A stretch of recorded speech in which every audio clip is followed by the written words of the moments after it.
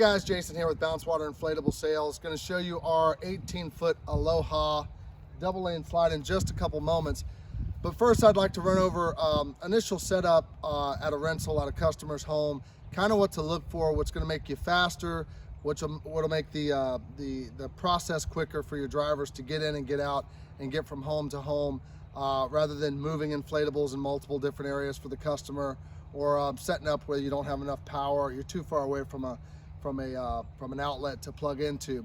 So what we generally do, and this is over our 15 years experience, everybody's slightly different, but our take on it is first get with the customer, get into the backyard if that's where they want it, find out the baseline of what you're up against prior to getting everything out of the truck and getting everything moving.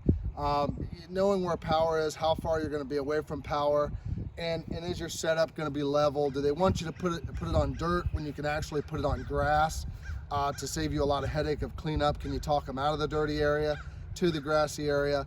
All those things are doable. It just takes a process to make that happen. So what we want to do at first here, if you look at this lawn, particularly out here, what I wouldn't want to do, and what a customer may want to do, if we look off this back corner here of their patio section, you'll see if they're going to have their, most people will be partying right out here, or adults sitting here, they may want us to set up off this curvature right here, off this rundown, which would, as you can see, make you very uneven. So the slide of the bouncer is going to sit uneven. That may be their easiest point of visibility there, but probably a bad idea, because the kids are going to bounce like to one side laterally instead of up and down, crashing in each other. Or the slide, of course, is going to teeter here, and the big guys are probably going to get on it and create you some problems. So you always want to explain stuff like that to get it in the safest spot to mom or dad. Here's why we don't do that. Here's why, we want to put it on a flatter ground. We just don't want to tell them, no, we can't do that. We want to simply say, Miss Jones, here's why we probably want to get it up here on level ground where you can still see from your patio, because we got to keep, looking after the kids. You can still see from your patio, but we got to make it as safe as possible. And here's why we don't want to put it on a huge slant.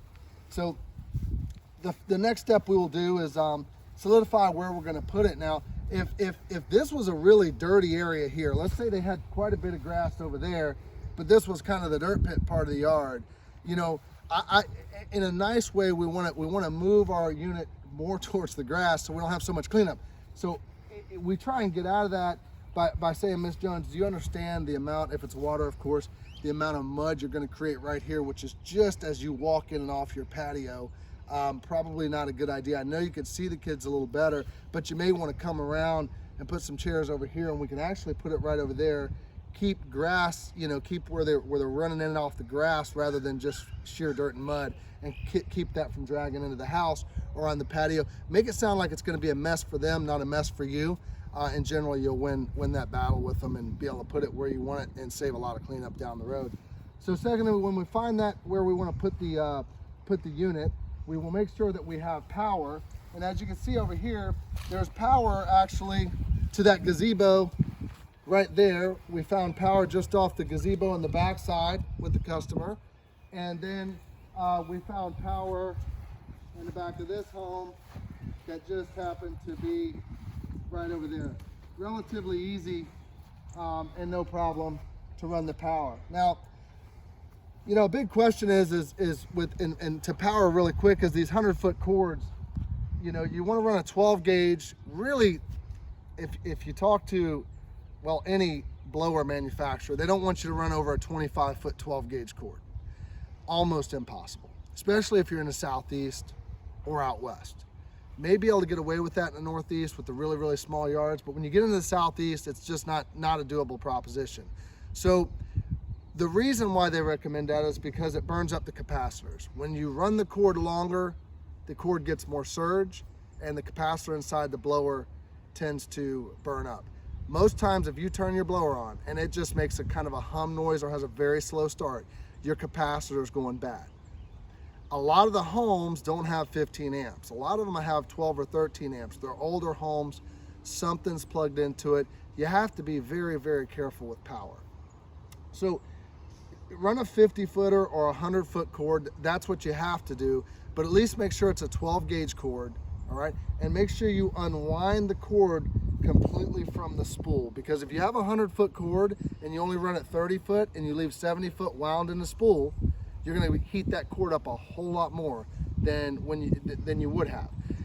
And the thing is this, if you burn up the capacitor in the blower, you know, you may be going back to the customer's house, you may refund them the money for the rental, but above that, you're going to have to repair the blower. So it may be in your best interest to unwind the cord and make that as simple as possible. So as you can see, our cord makes it out, so that's no problem. Tarp is set up. So this unit's going to be a brand new unit that we're showing you today. Generally speaking, we'll only run a full tarp on the whole unit if they have a tough area of grass. Tarps aren't very good for the grass, actually. They don't breathe underneath. If you leave a tarp down 2 to 3 days, you are going to burn up a customer's grass. So mainly what we'll do is, generally when we blow this unit up, we'll show you, we kind of tarp the pool section if the grass is good and not the back section. It keeps the mud and everything away from the pool. Works out really, really well. If you are going to use a tarp, a common mistake with people is putting a tarp in and not staking the tarp down. What happens is where the unit's going to sit does great, but then the tarp blows all over everything. So the tarp is essentially blowing up, creating a trip hazard, number one, and number two is defeating the purpose of having it down, all except for the bottom of the unit. What you want your tarp to do as well is create a barrier for the kids, actually a spot for them to wash their feet off or to stay on, and not bring so much dirt and grass and so forth to the inflatable unit. So what we use for our tarps are these longer plastic nails. They look like that, and they actually fit right into the rib of the tarp poles perfectly. That'll hold them down. Beat those in. They work really, really great. They rarely break. So that's a great option to move around the unit. Naturally, if you tarp the whole unit, you're either going to have to use sandbags or something along those lines, or put holes in your tarps. That's the reason we only do the front section for the most part. On our 2-piece units, we'll do the pool side from the pool all the way back to the stairs, and it keeps all that mud off there. Again, that's if it's a pretty nice lawn. Underneath, we don't tarp unless we have to, the whole unit. So that's kind of the setup. Also, one other thing too that'll save you a lot of time, a lot of headache delivering inflatables. When you get to the customer's house and you ask them where they want the inflatable, make sure you double check with them that they're going to check with their husbands or any other power to be, and explain to them once they set the unit down there, once you set it down there, A, they can't move it, and B, it's very heavy. You can't just move it around their yard to give them different looks to see how they might like it, because of course nobody wants to do that. It just takes too much time. Drivers are on a route, they're trying to get to the next stop very quickly, and that frustration grows rather quickly, and you're just lagging along. So for me, I've almost set this unit up, and I'm gonna ask Miss Jones, I'm gonna say, Miss Jones, look, okay, does this work here for you? Do you need to check with anybody else to make sure it works? Because once we put it here and stake it down, Miss Jones, that's where it has to stay. We can't move it around anymore, you know, at this point. So you're sure this is where you want to go. And that way you get an affirmed answer on that, and it makes it a lot easier because you don't have drivers moving units around yards nonstop. So what we'll do is, as you can see, we've got the blower hooked up, the cord hooked up, the unit's here. So we've come, that's a brand new unit, not quite rolled the way that we generally roll them, but I'll get into that as well with you. So the unit shows up. We got the tarp down. Again, this is a bigger tarp. I just don't want to get the bottom of the unit dirty or anything like that. So we put a big tarp up for this particular unit. So we'll go ahead and flip it over and kind of run through the setup process. When you purchase from BounceWater inflatable sales, as you'll see, there's many zippers. You can see the front zipper that's open right now. So you're going to find that there's many zippers.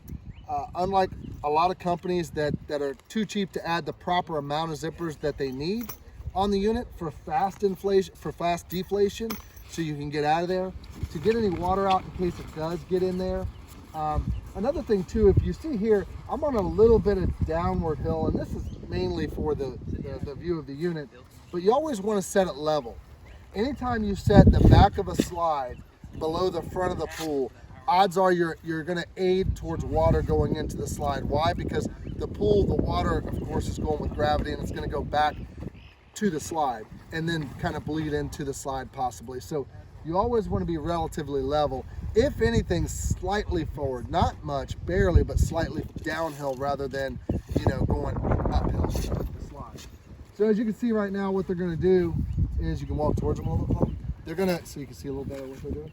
They're going to, right now, they're zipping up, and again, this is a brand new unit. They're zipping up every zipper. As you can see, we have flaps on the bottom of our units right here that will allow, if you were to get water or need air, anything like that to come out. As you can see, we have 3 flaps running down each side. Some companies do, some companies don't. It's really necessary to have that. You can see that we have very large zippers, and there's multiples around the unit. Again, you got to be able to deflate these things quickly and get them out of the lawns, and so your drivers can keep moving. So we're going to go ahead and open this up. When you buy from BounceWater sales, you'll always get additional sit platform mats. 3, 4, 5 years down the road, up top, that sitting platform, if that starts to, whether it, either dry rot or whatever the case may be, and if you ever needed an additional mat to put up there, you can recover that whole top. It comes with the slides at no additional charge. It's just something I do so that the customers can have that, and if something were to happen down the road, they have you don't have to go start getting repairs or paying a repair guy to go to the bottom all the way to the top to make any kind of adjustment. Just throw your new mats on 5 years from now, and it's like it's brand new up there again. So it's kind of a nice feature. Again, no other company out there does that, but no other companies in the rental business as well that understands what we do out in the field. So coming around here, you're going to see them come around, take the blower, figure out which side you want to put the blower on. Of course, there's 2 tubes. So you'll come in and hook the blower up to the tube and make sure. Guys, this is a 1 horsepower blower on an 18-foot double lane slide, as you will see. It takes a second for it to bring it up, but you will see that this unit will stand up and run at an 18-foot double lane slide on a 1 horsepower blower, which is highly impressive. No other company does that. We're going to tie off our other blower tube just to make sure that that's good and there's no issues there with air coming out. We've got all of our zippers ready. All of our zippers are in place. They're all zipped up. The bottom is all, the flaps are all closed, and we'll proceed to blow it up. One thing to keep in mind in due time, if you forget to close the bottom flaps because you opened them the last time you rolled it, and when you set it back down to blow it up, you forgot to close them, odds are you're going to pay for that, because you're going to kill yourself trying to figure out why the thing isn't holding air properly, and then you're going to go, and then you're going to have to blow it back down and go through all the motions. So make sure those under flaps are put under properly. Again, this is a brand new unit, so it's going to be a little stiffer than ones that we've, that you use in due time. But this is our 18-foot double lane Aloha Splash. Has 11-foot sit platform. Again, a very forgiving unit, meaning that it's wider. So my units are always going to look full-wheel drive-ish, if you will. I do it on purpose. We want to outclass our competition as far as rental. And how do you do that? Because just being cheaper doesn't always win. People want what they pay for. The renters want a large pool. The renters, if they get a double lane slide, they want a little freedom. They, generally speaking, don't want you to show up with slide lanes that are 14, 13 inches wide, to where the kids can barely go down or people can barely get up the stairs because the stairs are this wide and everybody's struggling to get up it. So these are some of the reasons, as you'll look at this unit, you'll see why we do what we do a little bit differently, why these are becoming the top selling units in the Southeast, and why a lot of companies that are buying from me are absolutely crushing their competition all over the Southeast. And again, it's just look on my Facebook, or I can give you references with no problem. So this unit's on its way up. If you come towards the front, you'll see another large zipper here, and those go all the way around. You'll also see an extreme amount of anchoring points. You'll find these all over all over the unit, and they're the proper anchor points. They're put in correctly with the wide base, but they're going to wrap around this thing just nonstop, along with your upper side anchors as well. A couple of other things you'll see is our 6mm slip liners and pool liners. I'm sure you guys have seen that several times, but they're the thickest in the industry. I do it for a reason. You know, you just can't get out there and have a pool leak, because you're going to go back. If you're a renter, the pool's leaking, the pool's not holding water, the customer calls, you got to go all the way back, and there's really not much you're going to do at that point, because you can't figure out why it's leaking. So you're either going to give a refund or give all the money back, or whatever the case may be. So, you know, a 6mm pool liner will prevent that from happening. It's not going to leak.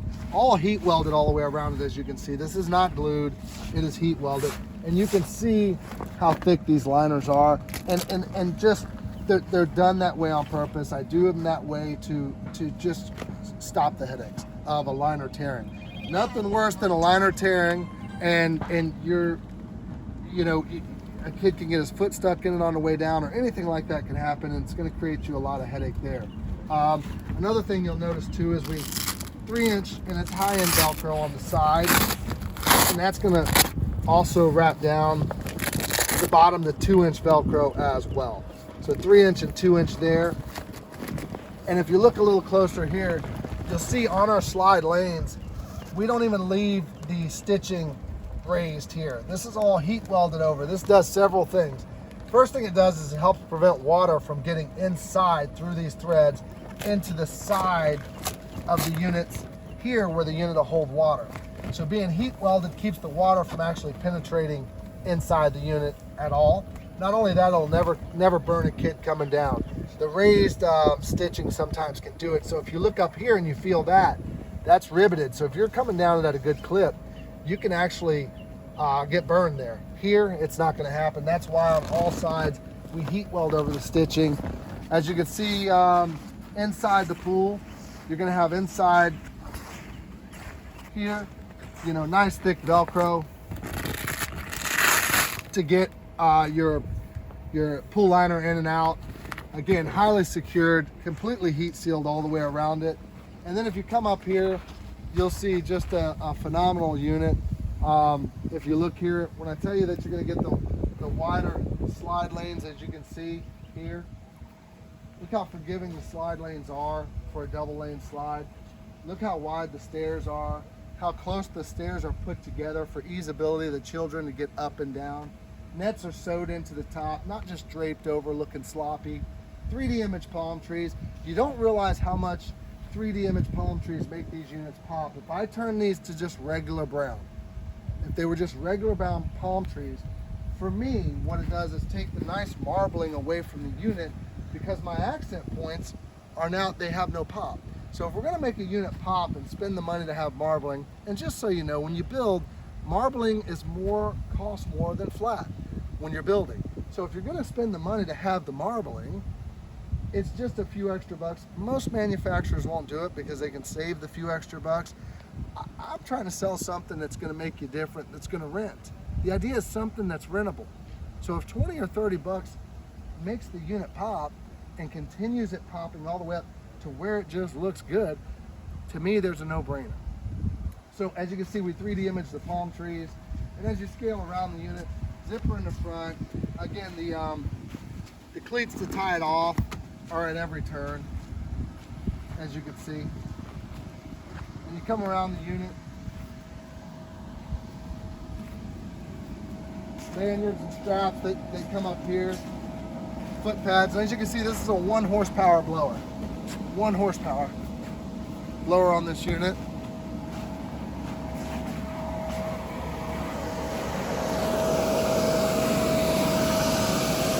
Come around the back, you'll find large zippers on the back side. One lower, one a little bit higher. All of them have this sticky for the back so that the Velcro can flap it all the way open. And you'll find large zippers on the foot pads as well. That'll let the air out. These deflate very quickly, fold right in and roll. Again, these these foot pads give you that full-wheel drive kind of look. Not if you took them off this slide, it just doesn't to me doesn't look the same. It gives it a bigger appearance. So if that customer rented from someone else the time before, and they come and rent your 18-foot double, which is a little bit wider, gives them a little bit more freedom, gives them a larger pool, gives them a bigger appearance with the foot pads, odds are they're going to call you back. It's about what you're renting, not always about price. Price helps. It's also what you're renting. Because when there's 10 or 15 people come to that party that have children, that are kind of looking at it going, wow, that's a great slide, or ooh, where did you get that slide from? You don't want to be on the ooh side of that. You want to be on the wow side of that. So when they see, you know, a middle of the road 18-foot double lane slide, these aren't our biggest ones by any stretch, but at least we're still very impressive with what we're offering the customer. So if you come around this way, if you look at it as a full view, you know, now you can start to see, transition towards that way. Now you'll start to see that the foot pads do matter. Keep them. The foot pads are going to matter for sure. And you can see now, if you took those stabilizers and foot pads off, you could see that the slide wouldn't quite look the same. It just takes it away a little bit. And this one's going slightly downhill in the back. And again, we knew it wasn't going to be used today. It was just for the video. But kind of that's the idea of our, and this is our 18-foot Aloha Splash, by the way, that sells for $26.95. Just a phenomenal unit. It's a great unit. It's one of the biggest renters in the Southeast. This and the hybrid, which I talk about sometimes, and I'm gonna do some more videos on the hybrid. They are simply the top renters in the Southeast right now. They're really catching fire. I can give you many people in the Southeast that I've sold them to, and they will attest that, and for no particular reason outside of they've done very well for those particular clients, that those slides are absolutely just great, and they've helped grow their business. And being in the rental industry, I am as well, and have been for 15 years. These are our most popular units. These and the hybrids, we rent. Price point is perfect for people, $270 to $340. That area is the most rented area of price that there is. Most people are wanting double lane stuff these days. It's another way to get a grip on your competition.